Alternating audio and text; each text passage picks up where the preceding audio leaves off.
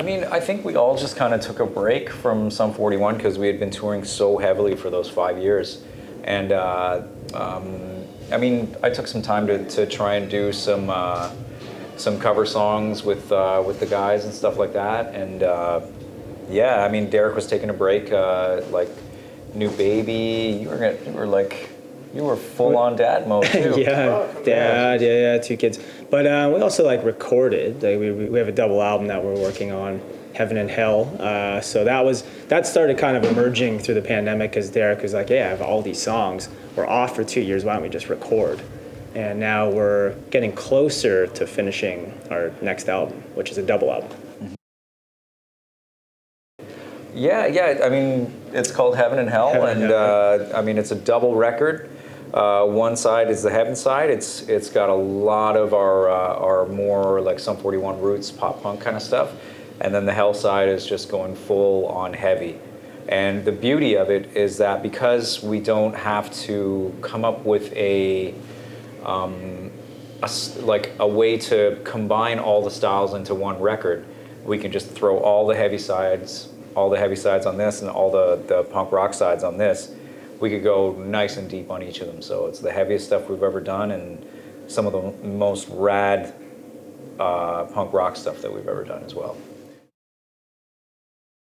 Yeah, it's great. I mean, 2 years of not playing, it's kind of, I mean, it's like we play, when we're actually on tour, we play a lot. Like we go on tour for, I don't know, 8 months of the year. So to just have it being taken away from you was strange. And not even knowing when you were going to go back. Like, you know, after a year, you're like, okay, maybe we'll go this year. And then it got taken away again. So when we actually finally got to come back, it was amazing. I think we were all really excited.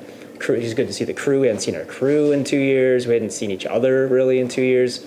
So yeah, I mean, our band has never really done anything else. Like no one has like little side jobs and stuff like that really. It's just music and the band. Yeah. So to not have anything for 2 years was a little strange for us because that's all we do is play. I would hate it if it was. No, everything has to move forward, and I think the new crop of bands are doing a great job with the genre in actually making it go forward, as opposed to just copying what was done and throwing back. I love the integration of loops, synth, stuff like that, because I mean that's the same kind of stuff we were into. Yeah, I mean the sound is changing like from when we came out. So like Dave said, it's like it's good that it's just not the same old thing. Yeah. You know, the new bands are doing something new. You know, when we were starting out, it was pretty much we were using amps all the time. Mm-hmm. And now it's, you know, there's like stuff like Kempers out like now. We use Kempers. Mm-hmm. So yeah, it's like, yeah, gear is always changing. But, you know, I mean, everyone has their favorite. Like, you know, some people still like amps, some people like the Kempers. We're on Kempers, we like them, but we'll still use amps to record. Yeah.